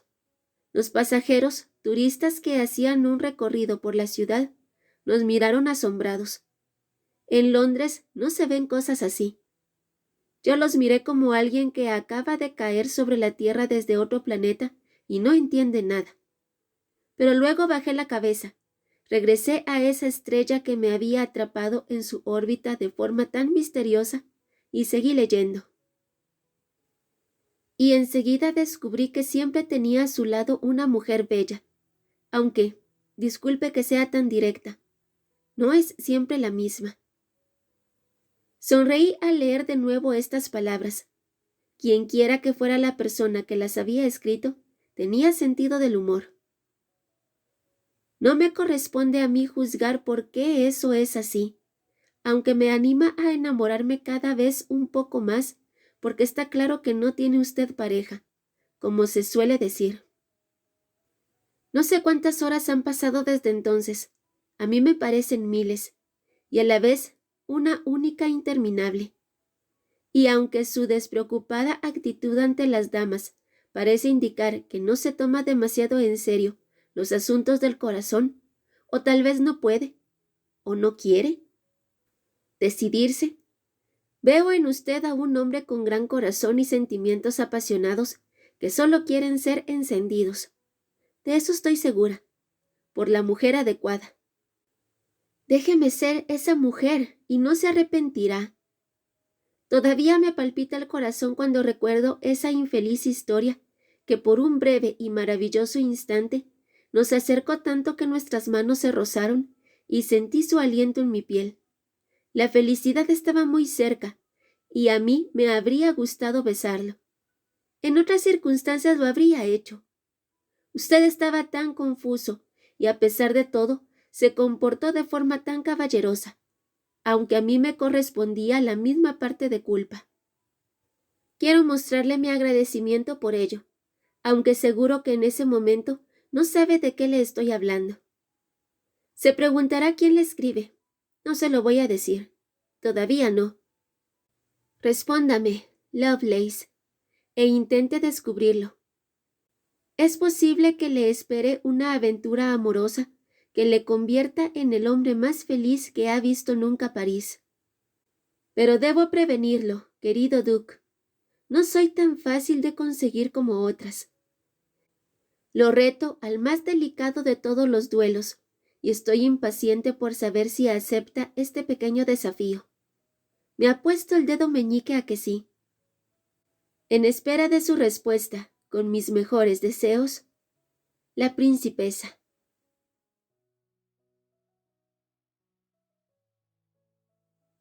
Maravillosamente confuso. Esas son las palabras que mejor describen cómo me sentí durante el resto del día.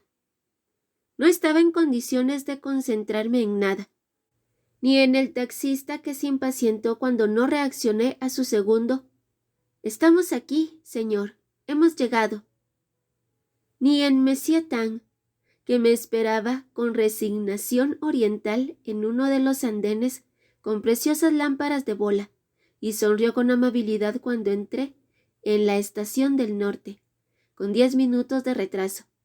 Ni siquiera en la deliciosa comida que compartí con mi invitado chino en Le Bellier, mi restaurante preferido, en la Avenida de las Bellas Artes, en el que se come sentado en sillones de terciopelo rojo, en un ambiente realmente principesco, y cuya carta siempre me sorprende con su minimalista sencillez.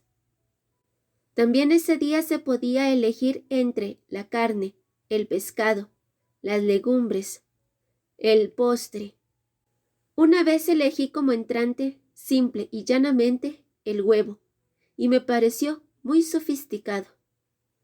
La sencillez y la calidad de los platos convencieron también a mi amigo chino, que mostró su aprobación. Luego me habló con entusiasmo del boom del mercado del arte en el país de las sonrisas y de su última adquisición en una casa de subastas belga. Monsieur Tang es lo que se denomina un coleccionista compulsivo, y podía haberle prestado más atención. En vez de eso, removí distraído mis legumbres de mi plato, y me pregunté por qué no podía ser todo en la vida tan sencillo como el menú de ese restaurante. Mis pensamientos volvían una y otra vez a la enigmática carta que permanecía doblada en un bolsillo de mis pantalones. Nunca había recibido una carta así, una carta que me provocaba y emocionaba a la vez, y que, para expresarlo en el lenguaje de la principesa, me sumía en un indecible desconcierto. ¿Quién rayos era aquella principesa que me ofrecía con palabras delicadas la más maravillosa aventura amorosa, y al mismo tiempo me castigaba como a un niño pequeño y, con los mejores deseos, esperaba una respuesta mía? Cuando Monsieur Tang se puso de pie y se disculpó ante mí con una leve inclinación para ir al baño, aproveché la ocasión para sacar otra vez el sobre azul cielo del bolsillo. Volví a sumergirme en aquellas líneas, que ya me resultaban tan conocidas como si las hubiera escrito yo mismo. Un golpe sordo me hizo estremecer como un ladrón atrapado infraganti. Monsieur Tang, que había regresado sin hacer ruido, como un tigre, arrastró su silla y yo sonreí apurado. Doblé la carta a toda prisa y me la guardé en el bolsillo de la chaqueta. «Oh, por favor, disculpe». Monsieur Tang parecía molesto por su supuesta indiscreción. «No quería molestarlo. Por favor, lea hasta el final». «Oh, no, no», repliqué con una sonrisa estúpida. «Es solo... me ha escrito mi madre. Una celebración familiar». Cielo santo, qué tonterías le estaba diciendo. Un Dios benévolo tuvo compasión de mí y mandó al camarero vestido de negro, que nos preguntó si queríamos tomar algo más.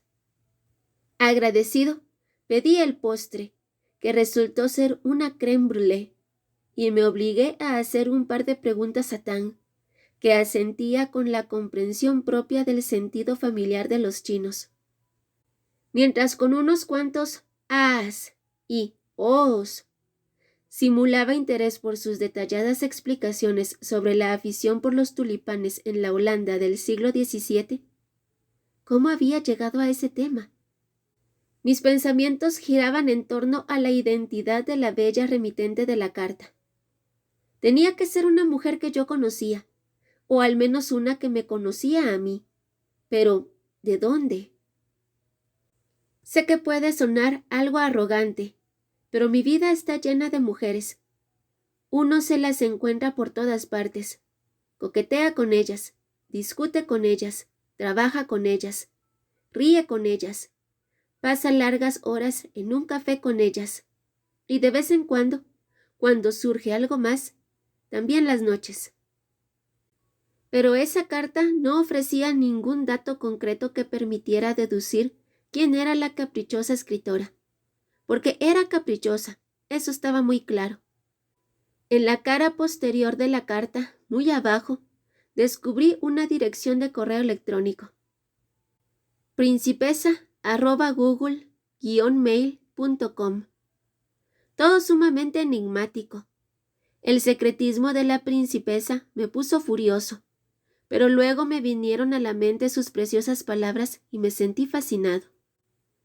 Monsieur Champollion, no presta atención, me reprendió Tang con amabilidad. Le acabo de preguntar qué hace Soleil Chabon y usted me ha respondido: sí. Cielos, tenía que centrarme de una vez. Sí, yo, dolor de cabeza, tartamudeé y me llevé la mano a la frente. Este tiempo me sienta fatal. En el exterior brillaba un suave sol de mayo y el aire estaba más claro que nunca en París. Tang elevó las cejas, pero evitó con cortesía cualquier comentario. ¿Y Soleil? Ya sabe, la joven pintora caribeña, añadió a modo de aclaración, pues era evidente que no confiaba demasiado en mi capacidad de asociación. ¡Ah, Soleil! Sonreí un poco inquieto cuando me acordé de que le había prometido a mi pintora enamorada que pasaría hoy. ¿Hoy? A verla. Soleil, está en pleno Big Bang creativo, dije, y me pareció que a la vista de su carácter explosivo no era ninguna mentira. En junio presenta su segunda exposición. Vendrá usted, ¿no? Tang asintió, sonriendo, y yo pedí la cuenta. Tras una tarde agotadora en las salas de la galería, donde Marion y Cézanne nos saludaron muy alegres, y mi chino contempló todos los cuadros nuevos con una sonrisa imperturbable, sus comentarios fueron desde muy interesante hasta súper bien. Por fin se marchó con un par de folletos y su pequeña maleta de ruedas plateada al Hotel de los Castaños, un pequeño y encantador establecimiento que está prácticamente en la avenida Jacob, es decir, justo a la vuelta de la esquina, y que entusiasma por igual a europeos y asiáticos. La localización es inmejorable, tranquilo, en el corazón de Saint-Germain, y un patio interior en el que crecen armónicas rosas y se oye el callado borboteo de una vieja fuente, situada en el centro. En esta época del año es el no va más para las personas románticas, que además desde el cuarto piso pueden contemplar las torres de San Germán de los Prados, aunque es mejor que no sean muy corpulentas. Las habitaciones tienen las paredes enteladas, muebles antiguos, y son claustrofóbicamente pequeñas, por tanto, nada adecuadas para el típico americano del Medio Oeste, pues cuando se mide más de 1,80, el confort de la cama es bastante limitado. Como yo no soy un gigantón, a mí ese problema no me afecta personalmente, pero hace unos años cometí el error de instalar en ese hotel a Jane Hirschman y Bob, su nuevo marido, que mide 2 metros. Bob, quien normalmente ocupa él solo una cama king size, sigue todavía hoy traumatizado por su desastre romántico en la camita de los enanitos de Blancanieves. Me dejé caer con un suspiro en mi sofá blanco y acaricié el suave cuello de Cézanne, abismado en mis ideas. La falta de sueño de la noche anterior empezaba a pasarme factura, por no hablar de los acontecimientos de las últimas horas, por muy agradables que fueran. Marion se había marchado 10 minutos antes con su tipo de la Harley Davidson, y yo tenía por fin mi primer momento de tranquilidad. Por tercera vez en el día, saqué la carta de la principesa y desplegué las hojas arrugadas. Luego llamé a Bruno. Cuando, por el motivo que sea, la vida de un hombre amenaza con volverse complicada, necesita 3 cosas. Una tarde relajada en su bar favorito, una copa de vino tinto y un buen amigo. Aunque por teléfono no le dije gran cosa, solo algo parecido a «Vamos a tomar una copa, tengo algo que contarte». Bruno lo entendió al instante. «Dame 1 hora», dijo, y solo el hecho de pensar en ese hombretón con su bata blanca me resultó sumamente tranquilizador. «Te recojo en la galería». Bruno es médico. Lleva 7 años enamorado de su mujer, Gabriel, y está entusiasmado con su hija de 3 años. Cuando no endereza narices rotas o demasiado grandes y alisa con inyecciones de Botox las frentes arrugadas de las damas de la sociedad parisina, es también un apasionado jardinero, un hipocondríaco y un teórico de la conspiración. Vive con su familia en una casa con jardín en Neuilly. Tiene una exitosa consulta en la Plaza de San Sulpicio y entiende de arte moderno tan poco como de literatura experimental. Y es mi mejor amigo. «Gracias por haber venido», le dije cuando 1 hora más tarde entró en la galería. «Me alegro de verte». Me dio unos golpecitos en el hombro y paseó su mirada profesional de médico por todo mi cuerpo. «No has dormido mucho y pareces de buen humor», rezó el diagnóstico gratuito. Mientras tomaba mi gabardina, Bruno hojeó el catálogo de una exposición de Rothko que había sobre la mesa. «¿Qué ves de especial en esto?», preguntó sacudiendo la cabeza. «2 cuadrados rojos. Hasta yo podría pintarlo». Sonreí. «Por el amor de Dios, tú limítate a tus narices», repliqué empujándolo hacia la puerta.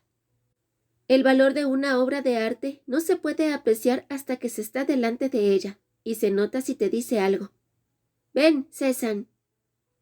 Salí a la calle, cerré la puerta de la galería con llave y bajé la persiana.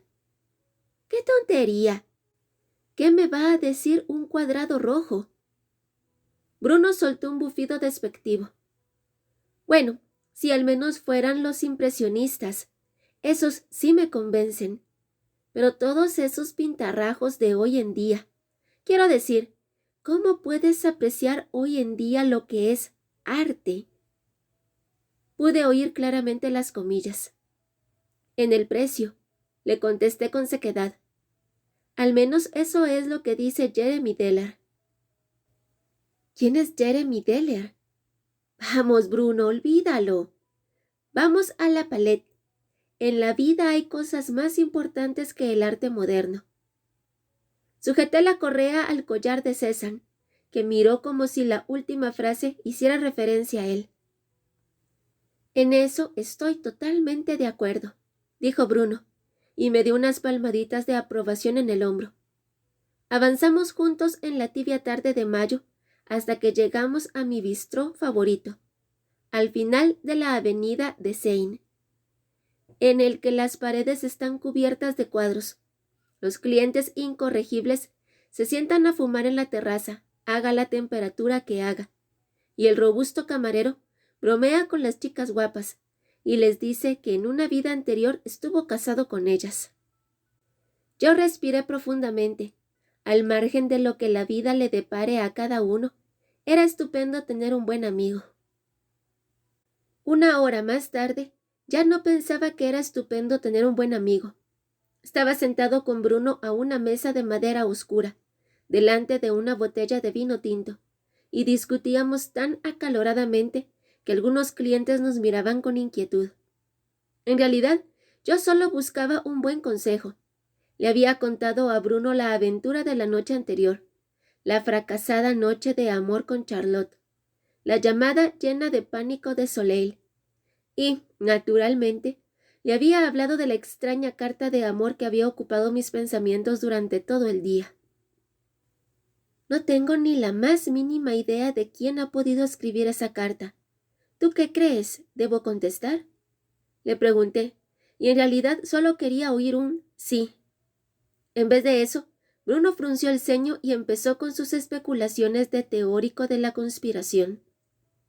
Dijo que era sumamente sospechoso que la remitente de la carta no revelara su identidad. Las cartas anónimas no había que contestarlas en ningún caso, eso estaba claro. ¿Quién sabe qué clase de loca se esconde detrás? Se inclinó hacia adelante con mirada conspiradora. ¿Conoces esa película en la que Audrey Tautou interpreta a una loca que se enamora de un tipo casado, cuya mujer está embarazada, y que después acaba en una silla de ruedas porque ella le estampa un pesado jarrón en la cabeza cuando la rechaza? Yo sacudí la cabeza horrorizado. No se me había ocurrido pensar en eso. No, contesté sin mucho entusiasmo. Solo conozco a Amélie, y en ella todo acaba bien. Bruno se reclinó satisfecho en su asiento. Mi pobre amigo, conozco a las mujeres, y te digo, cuidado. Sí, ya, repliqué. Yo también conozco un poco a las mujeres, pero no a ese tipo de mujeres. Bruno casi susurraba. Yo veo lo que entra y sale de mi consulta todos los días. Créeme, la mayoría están locas. Una se cree la reina de la noche, la otra piensa que es una princesa. Ninguna quiere envejecer y todas se ven demasiado gordas. ¿Y te acuerdas de aquella que operé de la nariz y que no paraba de llamarme día y noche por teléfono porque creía que yo me había enamorado de ella? Bruno me lanzó una mirada significativa. ¿Sabes cómo pueden llegar a ser las mujeres cuando se les mete una idea en la cabeza? Contéstale, y ya no podrás librarte nunca de ella. De verdad, Bruno, estás exagerando. Es la carta de una mujer que se ha enamorado de mí. ¿Por qué va a ser una loca? Además, la carta no me obliga a nada. Es más bien una proposición encantadora, por no decir irresistible.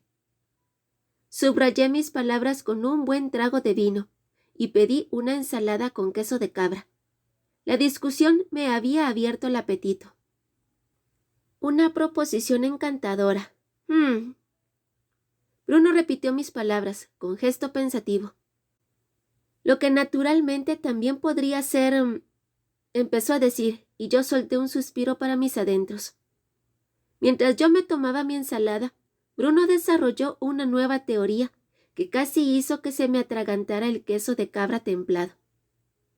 Naturalmente, también podía ser que detrás se escondiera una empresa fraudulenta que de ese modo tan supuestamente personal intentaba conseguir direcciones de correo electrónico para convertir a la víctima, a mí, en un distribuidor de cosas ilegales o para reclutar gente para agencias de contactos por Internet. Contestas a esa dirección y enseguida te bombardean con ofertas desde Bielorrusia. Me previno, y luego guardó silencio un momento. Y si tienes muy mala suerte... Hizo una pausa, cargada de malos augurios. Detrás de esa carta se esconderá un chiflado que se entretendrá infectando tu ordenador con algún virus o vaciando tu cuenta del banco. Bruno, ya basta, dije enfadado y dejé los cubiertos sobre la mesa con brusquedad. A veces parece que estás loco. Pensaba que podrías ayudarme a pensar quién es esa principesa. En vez de eso, empiezas a decir todas esas cosas raras. Hice una breve pausa. ¿Y mandan cartas escritas a mano en papel hecho a mano a cientos de casas? Ni siquiera llegó por correo. Alargué la mano hasta mi chaqueta, que estaba colgada en el respaldo de la silla, y tomé la carta. Mira, por favor. Para el Duc, dice en el sobre. Para el Duc. Miré a Bruno con aire triunfal.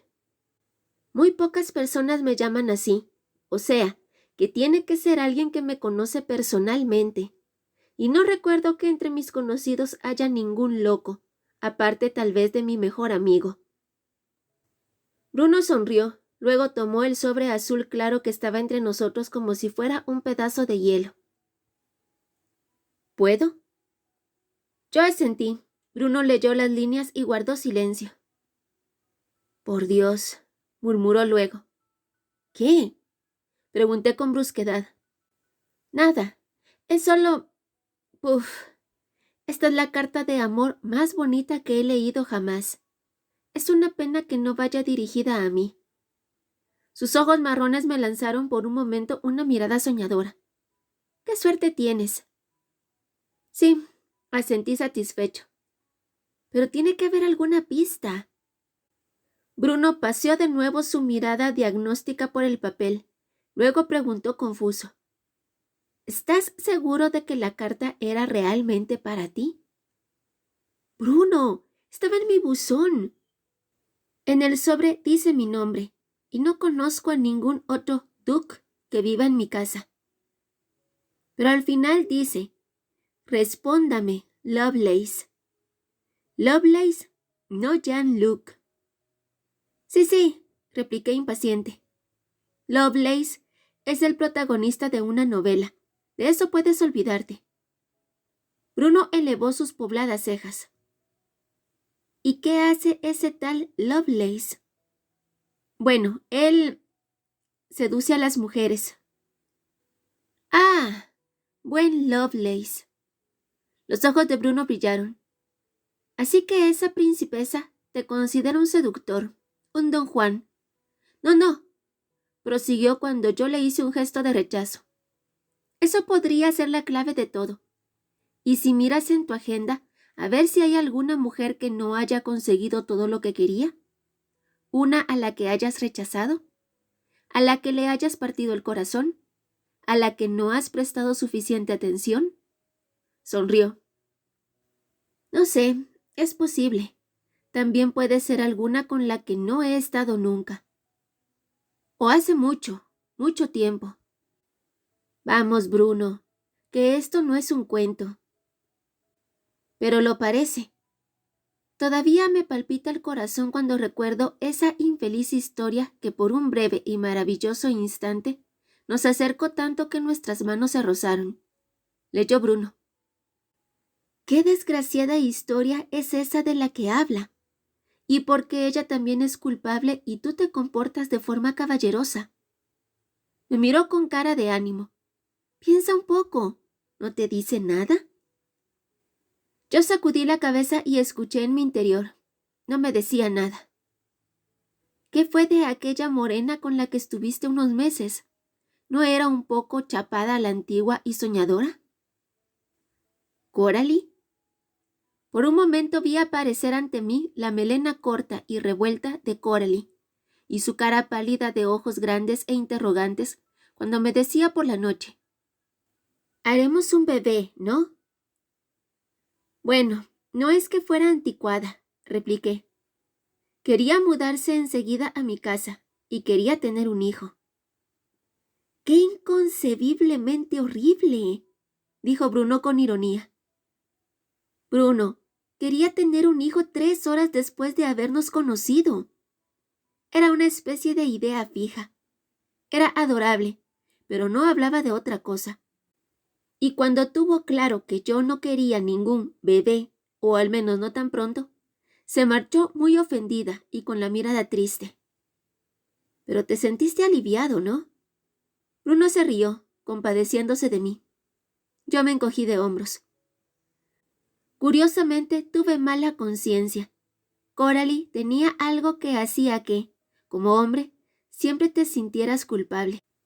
Como un pequeño cervatillo, ¿sabes? Que además cuando mira la carta de un restaurante necesita que le aconsejes, porque él solo no puede decidir qué quiere comer. Bruno asintió. Esas son las peores de todas. ¿Crees que ha podido escribir ella la carta? Sacudí la cabeza. No es tan aguda como para hacer algo así. En realidad no tiene ningún sentido del humor. Lástima. Bruno vació su copa. Me temo que esta noche no vamos a poder resolver el misterio de la principesa. Tal vez puedas seguir indagando en tu cerebro A ver si recuerdas otros encuentros desafortunados con las mujeres. No creo que haya podido haber tantos. Me hizo un guiño y llamó al camarero. Aparte de eso, si quieres puedes contestar a la carta y plantear tus preguntas. Cuentas con mi bendición y manténme al corriente. ¡Qué asunto tan emocionante! Cuando abandonamos la Palette, eran las 11:30. Una ligera lluvia caía sobre la ciudad y avancé pensativo con César para la calle mojada, escuchando el sonido de mis propios pasos.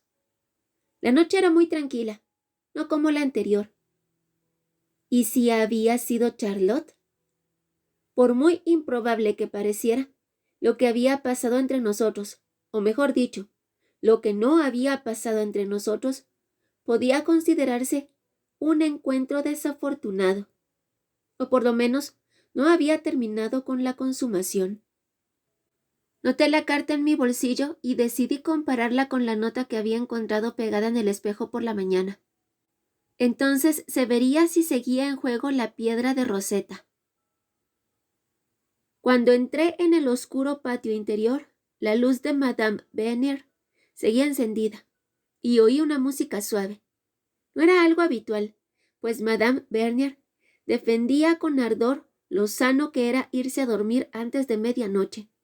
Todo lo demás era perjudicial para el cutis. Usted también debería cuidarse, Monsieur Champollion. Me había aconsejado unos días antes cuando regresaba de dar un largo paseo con César. Subí despacio las gastadas escaleras que llevaban hasta mi casa en el tercer piso.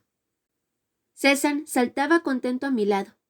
Él era sin duda el más descansado de los dos. Abrí la pesada puerta de madera y entré en el recibidor. Vaya día, pensé con la ingenuidad de quien quiere disfrutar de un merecido momento de tranquilidad en su sillón, sin imaginarse siquiera que a partir de entonces todos los días iban a superar al anterior en emoción. Me dejé caer en el sillón, estiré las piernas y me encendí un cigarrillo antes de echar un vistazo a la nota de Charlotte. Debo admitir que no albergaba grandes esperanzas y pensaba hacerlo solo para ir sobre seguro. Dejé vagar la mirada por el cuarto de estar con satisfacción. El sofá rojo con los cojines de diferentes colores. El sillón inglés de cuero marrón oscuro. Las pinturas antiguas y modernas que colgaban en las paredes, combinando en bella armonía. La jarra de plata con los vasos de cristal tallado en la vitrina. Las pesadas cortinas ante los ventanales franceses que permitían acceder a los pequeños balcones de barandillas de hierro forjado. El sol Luis XVI de anticuario con el pequeño espejo redondo en el centro. La maravillosa reproducción de El beso de Rodin que había sobre el mueble para mapas en el que guardaba litografías y que brillaba como si lo acabaran de pulir. El pequeño reino, mi refugio, creado por mí mismo y que me servía para recobrar fuerzas. Solté un suspiro de satisfacción. Todo estaba recogido y limpio, demasiado recogido y limpio. Fue entonces cuando me di cuenta de que, en mi apresurada marcha, por la mañana había dejado un cierto caos tras de mí. Pero luego recordé que era jueves, el día que Marie Thérèse venía a limpiar la casa. También me acordé de que, con las prisas, se me había olvidado dejarle el dinero. Y entonces me acordé de otra cosa más. Me puse de pie de un salto y corrí al cuarto de baño. Me invadió un olor a manzana y sentí náuseas. Por desgracia, en todos esos años no había conseguido que Marie Thérèse renunciara a su limpiador de baño favorito. Me agaché y tomé la pequeña papelera que había debajo del lavabo. Estaba vacía. Me apoyé en el lavabo y me quedé mirando al sitio donde Charlotte había pegado el pequeño papel con el beso de pintalabios antes de que yo lo tirara a la papelera de forma mecánica, y ella, con la ayuda de mi concienzuda asistenta, tomara el camino hacia los contenedores de basura del patio. Intenté convencer al pálido hombre del espejo, que evidentemente hacía poco por su cutis, de que el estudio grafológico habría resultado en cualquier caso insuficiente. Pero de pronto él ya no me creía. Por desgracia, siempre pasa lo mismo. En cuanto pierdes algo que creías tener asegurado, se convierte en objeto de máxima necesidad. Cuando alguien se lanza sobre la cartera, los zapatos, el cuadro o la lámpara de pantalla veneciana ante los que estás dudando, en ese mismo instante sabes que eso era justo lo que estabas buscando. De pronto estaba seguro de que la letra de la nota desaparecida habría coincidido con la de la carta. Y además, ¿no me había dejado escrito Charlotte que me debía una?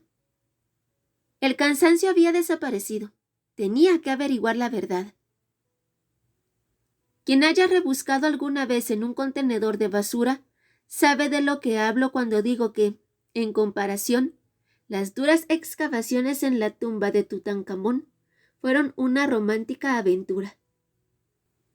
Con las puntas de los dedos fui desenterrando latas de tomate vacías, botellas de vino, artículos de higiene usados, bolsas de patatas fritas arrugadas, frascos de paté y los restos mortales de un gallo albino.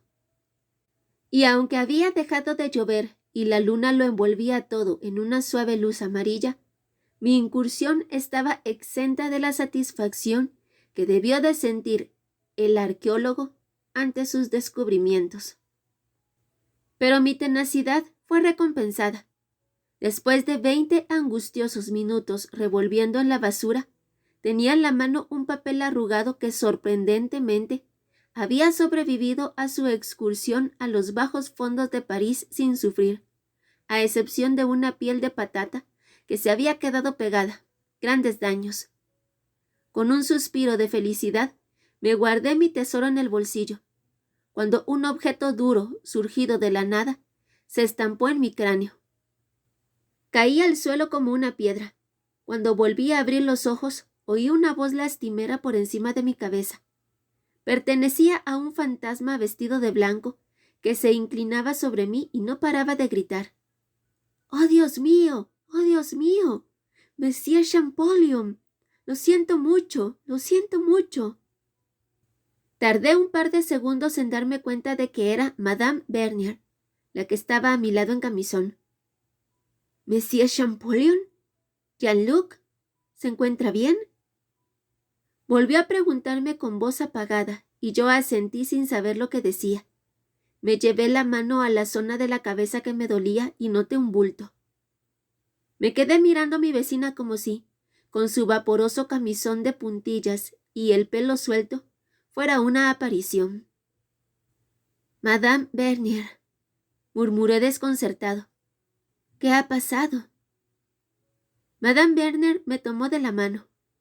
¡Oh, Jean-Luc!, dijo entre sollozos, y me di cuenta de que era la segunda vez que me llamaba por mi nombre. En mi estado, no me habría sorprendido nada que en ese momento ella me hubiera confesado que era la remitente secreta de la carta. Hace mucho tiempo que lo amo, Jean-Luc. Siempre he tenido la esperanza de que Cézanne nos uniera para siempre. Perdóneme, por favor. La vecina en camisón parecía totalmente fuera de sí. He oído ruidos en el patio, justo debajo de mi ventana. Me he asomado y he visto a un hombre que se subía a los contenedores de basura. Creí que era usted un ladrón. ¿Todavía le duele? A su lado había una pequeña mancuerna. Solté un gruñido.